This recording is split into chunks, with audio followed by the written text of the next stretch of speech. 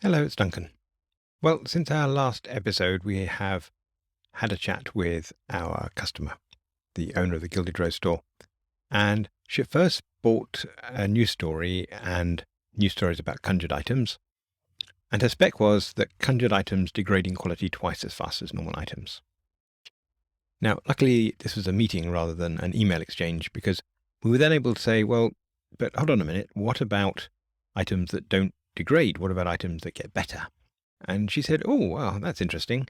Well, I suppose then that any item can be conjured, and if they get better with time, then conjuring makes them get better twice as fast too. So basically, conjuring results in a change in quality twice as fast, not just degradation twice as fast. So we were quite pleased that we had that meeting and that we didn't go off and do a thing that we just thought was right, that we had time to actually have a chat and work out what to do. Although this spec does sound a little bit hard, but we'll crack on and see how we get on. I think we'll warm up on the normal items, conjuring normal items first, and then see if we can think about how to approach the second part of this. So we're test-driven developers, and we're going to take a test. We've got this standard updating test at the moment, and I think if we probably just start here and duplicate this. In time, we might want to remove some duplication from our tests, but for a while, it's not a bad thing, really. So let's just take a copy of that, and we'll call this conjured standard updating tests. That will do us. Add that to Git, and making sure we're looking at the right one. We could just go through this and say, well, a conjured item is one that starts with the word conjured, I think. That was part of our discussions. So let's just take all of the bananas in here and replace them with conjured banana. And if all our items are conjured, then we need to degrade them twice as fast. So normal items, normal bananas would be 1 per day. So this will be 2 per day. So this will get down to 40. This one didn't go down at all because it was updated by 0 days, so it won't change. This went down by 2, so we'll have to go down by another 2. Quality doesn't become negative, doesn't change at all, but items decrease in quality 4 after the sell-by date. So we'll drop these again by another 2. Doesn't change if there's 0 days. This has changed by 4, so we need to drop another 4 to 34. And this one's changed by 3, so it needs to drop another 3. We still want conjured items with no sell-by not to change. And they still want to degrade gradually, so we will drop that by 1 more. We'll drop that by 1 more. And we'll drop that. That went down by 2. So we want it to go down by 4, making 47. Okay, let's run those. Now, because we copied the test, we're just going to have a whole bunch of failing tests all in one go, but we'll hope to fix those quite quickly. Okay, I've added a little notification down here, so you can see when we run the tests, and you may even hear a little beep. Right, let's go off and fix that, shall we? So we've got a little pattern here. The pattern is undated type, brie type, and so on. So we could now say, well, we can just see that we could copy this to make a conjured type. And it's going to be called conjured. And then just double these numbers, 4 and 2. And we need to install them. So we're going to say, if the name starts with conjured, then we want to be conjured type. Okay, run that. Well, brilliant. That was quite easy. What's next on our list? So we go on to say any item can be conjured, and if they get better with time, then conjuring makes them get better twice as fast too. So what we need now is some way of saying that we could have conjured aged brie, for example, or conjured backstage passes, and they would work. Again, I think we'll go to a test and add in that requirement, duplicate the test and add it. So we've got these aged brie updating tests. So let's, for now, say we've got conjured aged brie updating tests, and we're going to do the same thing as we did before. So conjured aged brie, increasing quality by 2 every day. So this went from 41 and we'll go to 44. After the sell by date, it will change by 4. So this went from 42 to 44. I'm going to have to go up another 2 to 46. Still doesn't get better than 50. And we failed the test that we expect, the new ones. Right, let's go back to item type. Now we could, of course, add a type for conjured aged brie, as well as our conjured standard items. But if we do that, we've got to remember to do it for every type of item that we have. And we'd have to keep on doing it, and we'd have a software maintenance burden. What we'd really like to be able to do is compose the conjuring with the underlying item type. So what would that look like? Well, I think if we were to pull the result here out into a variable and call that base type, for example, then we could normally return a base type, but we could say when the name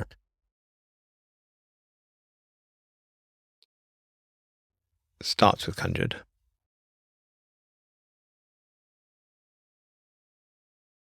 then we would return a conjured version of whatever the base type was. Otherwise, just the base type. Now, obviously, we don't have that yet, so let's create it. And conjured is a function that takes some base type, which is an item type, and returns an item type. And we have a function that'll do that for us. So we could say type for, and it would be a conjured thing.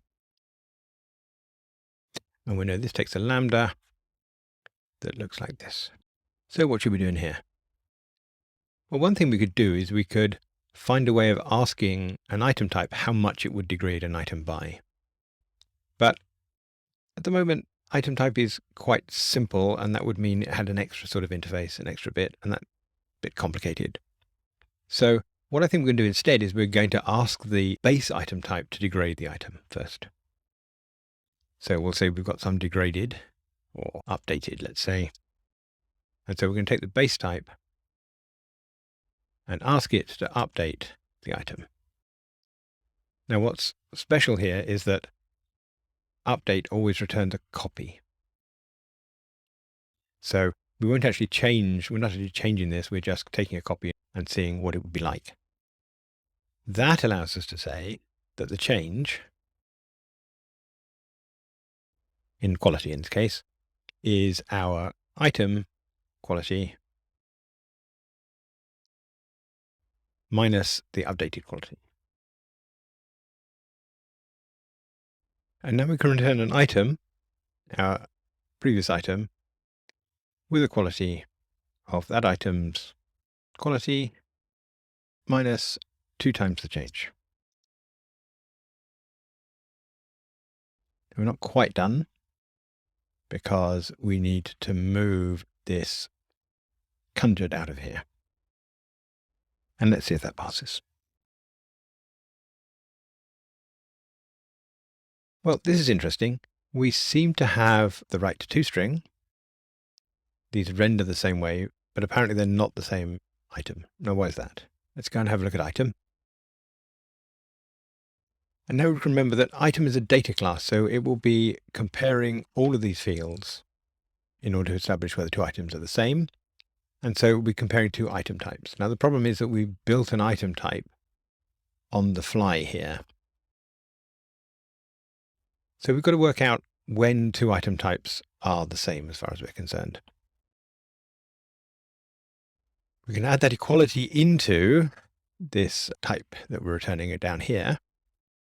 So let's have a little stab at writing one by hand. So this is going to be equals. And when should 2 item types be the same?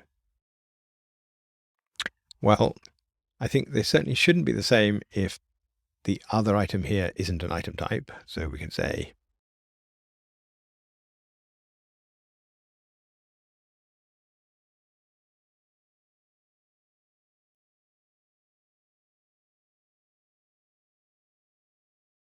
But otherwise, I think we could say they are the same if their toString is the same.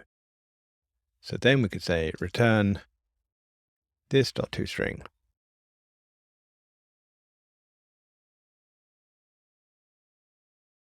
other.toString. Let's see if that gets us passing.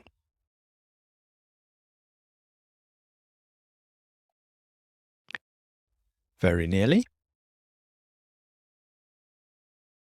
Let's just have a little look. I suspect we may have messed this up. And here the problem is that we're not building conjured aged brie. Let's replace aged brie, conjured aged brie. Try that.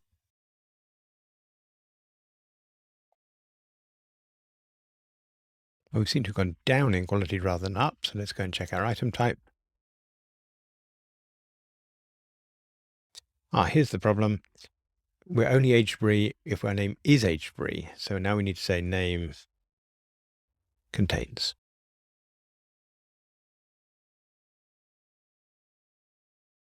And we'll have to do the same with the backstage pass, which we'll do untested, I think. Okay, that's quite pleasing, but thinking through the consequences is not quite good enough. The problem stems around this type for conjured here, because we're giving all conjured items the same name, which is just conjured. Let's write a test to show that we have a problem.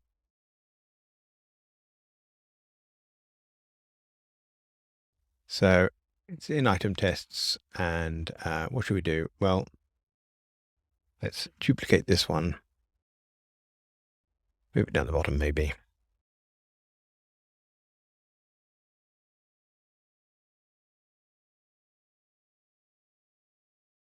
Don't know quite what we're saying yet, but let's say conjured.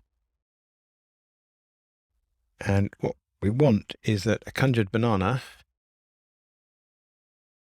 if we start with a conjured banana, and say conjured brie,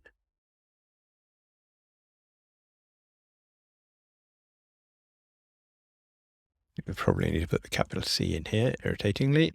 That's a thing we'll fix when we see some data. Now, they shouldn't be the same item, even if we were to change this one's name.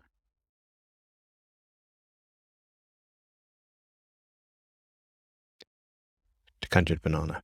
We don't want to change the type just because we changed the name. So what we'd like is that they are not the same item. But let's just see whether they are the same item with test. And when I say the same item, I mean evaluating equal. So that shouldn't happen. So we will make the test fail.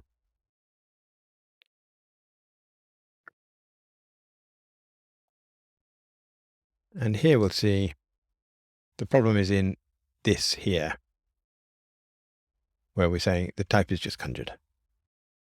So we can fix that in ItemType.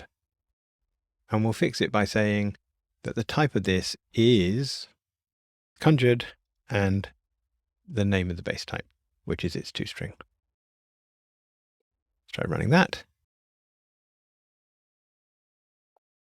We're passing.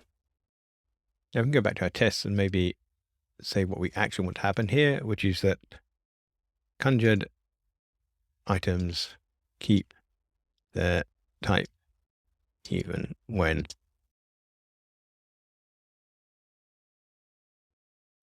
I'm not sure about that as a description. I think sort of thing we probably need to sleep on.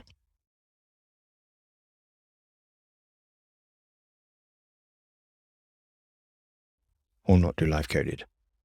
And we might also have said something about the name. So we could say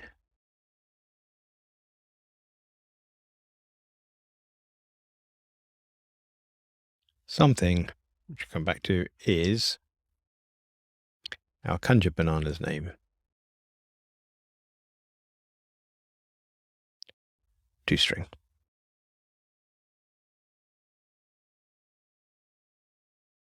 Let's run it and see what it actually is. The answer is, you can see we've got the type conjured standard there, which is good.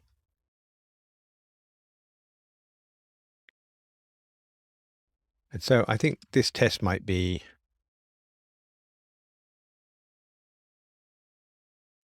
and I suppose really that's 2 tests, so let's make it that.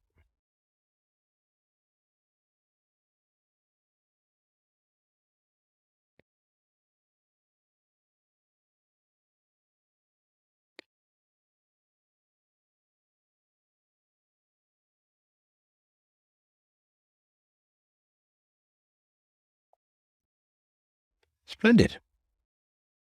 Wandering back into item type. Our conjure type is no longer needed.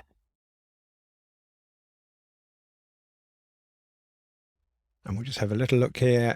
I think maybe we'll say contains aged brie, nor case. And the same thing with backstage passes. And probably the same thing with the conjured prefix.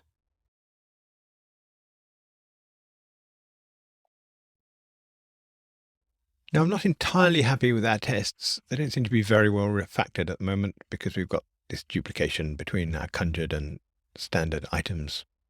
Sometimes with our tests, it's good they show things explicitly, and sometimes it's better that they express the sort of combinatorial things that we expect to happen. I think we'll leave them as they are for now, but it's worth reflecting how hard this would be to do with subtypes of item. If we had subtypes of item, then it would be very difficult to build these combinations of updaters, of item types. But because our item type is actually functionality, we can compose it. So as I said earlier, it's interesting that we can only really pull this stunt of getting a changed item and asking it for its quality in order to see how much we should actually change an item because our items are immutable. And this is one of the things about functional programming, is that we can do experiments on object graphs. We can try things out, look at counterfactuals, and know that we won't have broken our actual production data. And that was important because it allows us to have quite a bit of variation in the way that we update our items here, the brie type and pass type and so on. Some of them look at how much change there's going to be, and some of them just do an outright, what will the item quality be? Had we had more of a mutating model, I think we'd have had to get a lot more commonality in how these individual types express the update. Anyway, I think we're safe to commit, so let's have a look. So we've added some tests and a small change to item type to allow us to conjure items, but no changes to the actual item itself, which is pleasing. So here we're going to